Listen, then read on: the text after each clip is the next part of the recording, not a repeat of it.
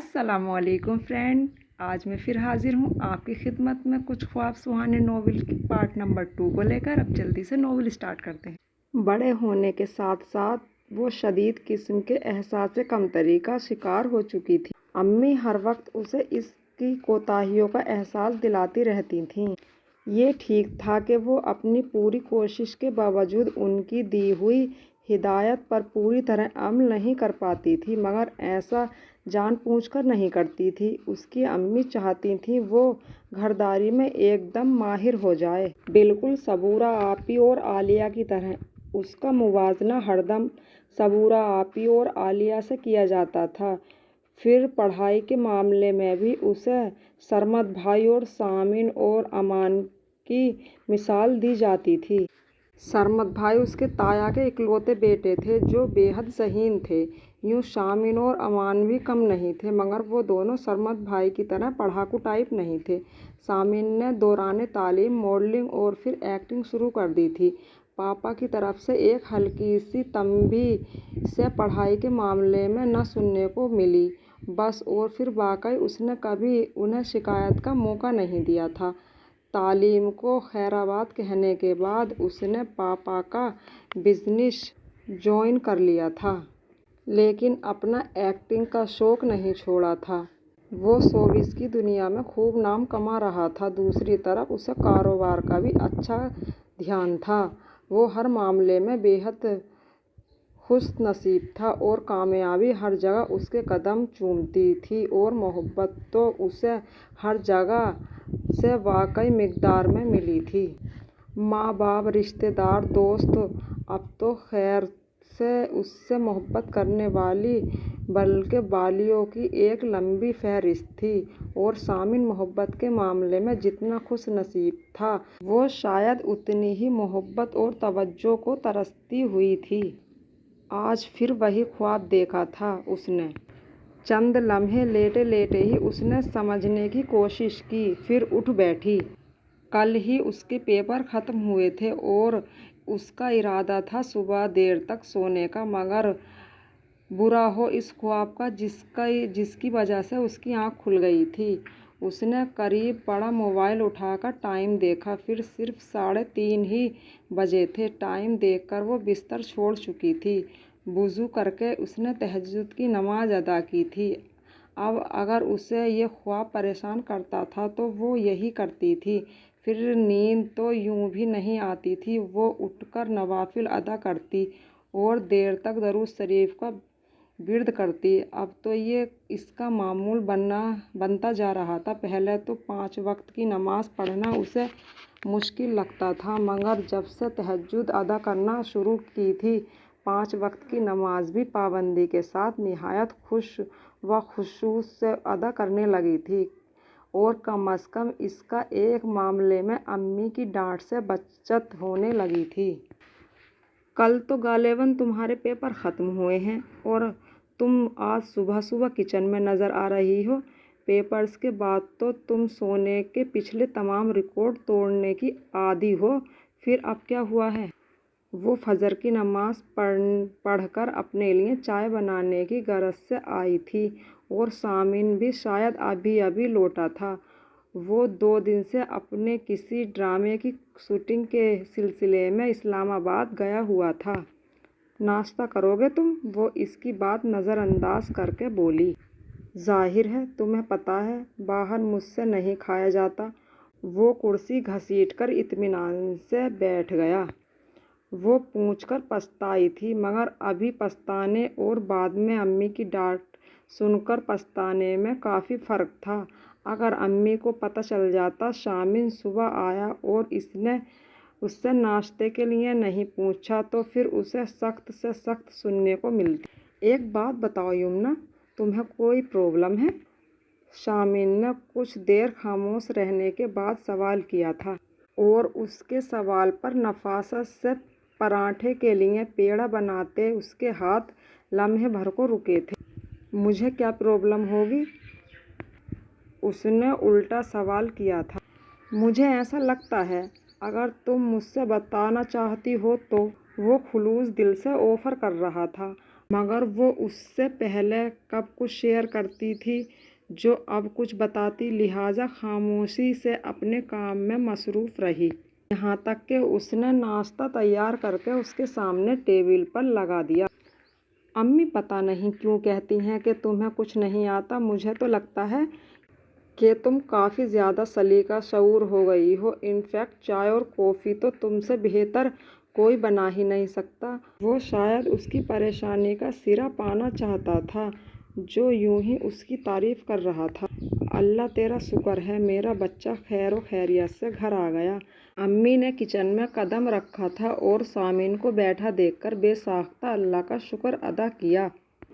उनका बस चलता तो वो एक लम्हे के लिए भी उसे निगाहों से ओझल न होने देती। पापा जब कभी मूड में होते तो कहते कि तुम्हारी अम्मी की जान तो सामिन में है। भाई, जो मोहब्बत और तवज्जो सामिन से बच जाती है वो थोड़ी बहुत हमें भी मिल जाती है। और वाकई पापा की मजाक में अम्मी को तंग करने के लिए कही जाने वाली बात उसे 100% दुरुस्त लगी थी। अब अम्मी के सवाल जवाब थे और सामिन था। अगर वो बाहर हो तो अम्मी बार बार फ़ोन करती थी, फिर भी उनकी तसल्ली तभी होती थी जब वो घर आ जाता था। वो खामोशी से किचन से निकल गई थी। अम्मी की सारी तवज्जो सामिन की जानिब थी और ऐसे में उसे अपना आपा हमेशा की तरह गैर ज़रूरी लग रहा था। यमुना, एक बात बताओ। उसकी बेस्ट फ्रेंड साजिया उस वक्त उसके कमरे की खिड़की में खड़ी थी। वो लोग यूनिवर्सिटी से फारिग हो चुके थे, रिज़ल्ट का इंतज़ार था। जब दिल चाहता दोनों एक दूसरे के घर जाकर मिल लेती थीं। साजिया का तो रिज़ल्ट आने के बाद जॉब करने का इरादा था, लेकिन उसके लिए अम्मी ने रिश्ते ढूंढने शुरू कर दिए थे। यमुना को यकीन था कि अम्मी जिस तरह शिद्दत से उसके लिए लड़का तलाश कर रही थी, बहुत जल्द बल्कि सबूरा आपी के हमराही उसे भी रुखसत करने वाला अम्मी का इरादा ज़रूर पूरा होने वाला था। यमुना, मैं कुछ कह रही हूँ। उसकी खामोशी पर साजिया झुंझलाकर बोली थी। कुछ पूछोगी तो ही बताऊंगी ना। वो अलमारी में कपड़े रखकर दरवाज़ा बंद करते हुए बोली। यार, तुम अपने भाई की शादी कब तक कर रहे हो? वैसे कोई लड़की देख रखी है या नहीं? फ़िलहाल तो ऐसा कोई इरादा नहीं है, बल्कि कम अज़ कम 5-7 साल तक ऐसा कोई चांस नहीं है। इसका बस चले तो कल ही शादी कर ले, मगर पापा कहते हैं जब तक वो अपने पैरों पर खड़ा नहीं होगा वैसा कोई ख्याल भी दिल में न लाए।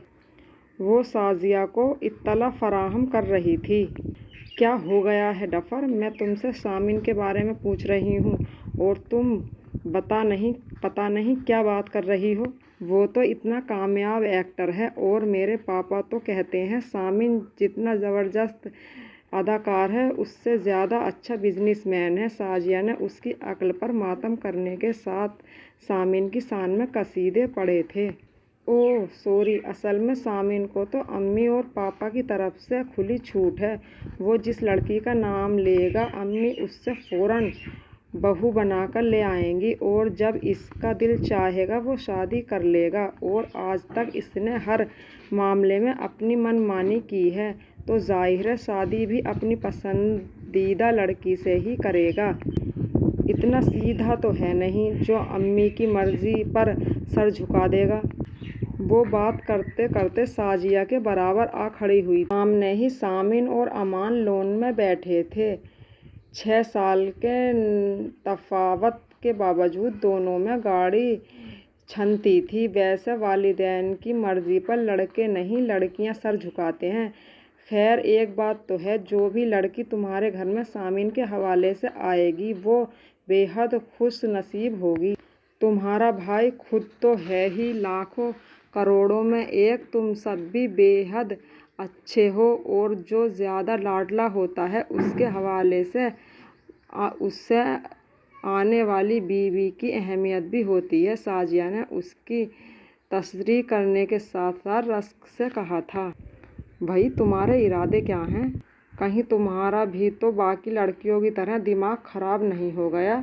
या फिर तुम्हें भी शोबिस की चकाचौंध मुतासिर कर रही है? उसने साजिया की तायीद करने के बजाय उसे आड़े हाथों ले लिया। एक तो मैं तुम्हारे भाई की तारीफ कर रही हूँ, ऊपर से तुम हो के बिला वजह बुरा मान रही हो। लड़कियां तो अपने भाइयों की तारीफ पर इतना खुश होती हैं, और एक तुम हो। साजिया ने उसे लगी लिपटी रखे बगैर सुना दी। तुम अच्छी तरह जानती हो ये मौसूफ ज़बरदस्ती के भाई बने हुए हैं।